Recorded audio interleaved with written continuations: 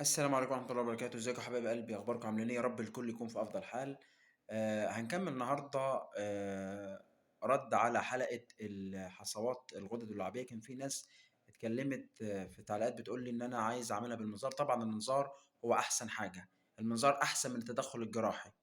في ناس برضه كانت بتتكلم بتقول عايز اعمله بالمساج. المساج ده لو كانت هي حاجه مثلا بسيطه في الاول بتلاقيها ايه، طلعت وحديها. انما لو البتاع دي قطر الحصوه كبير شويه بتحتاج انك انت ايه، تتدخل بالمنظار احسن. والمنظار ده يعتبر هو ادق واصغر منظار في جسم الانسان اللي هو خاص بالغدد اللعابيه. طبعا عارفين المناظير بتستخدم في تخصصات طبيه تانية في جهاز الهضم والحاجات دي، انما في الغدد اللعابيه يعتبر اصغر منظار في الجسم بيستخدمه الدكاتره.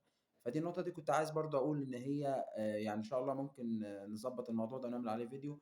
بس كنت عايز النهارده اقول ان هو ممكن نستخدمه كافضل علاج، يعني لان التدخل الجراحي بيحتاج فتح وبيحتاج انك انت في ناس ساعات بتشيل الغده اللعابيه. طب ما ده غلط برضه في الاخر.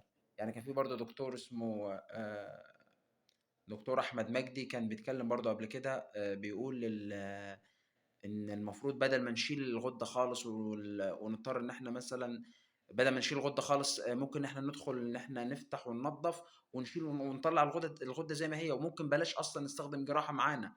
فعشان كده لمّا توصّل الطب لموضوع المنظار ده، وخاصةً يعني المناظير طالعة من زمان، بس لمّا طلعت الغدد اللعابية دي، الموضوع ده حَل عَك كتير جدًا.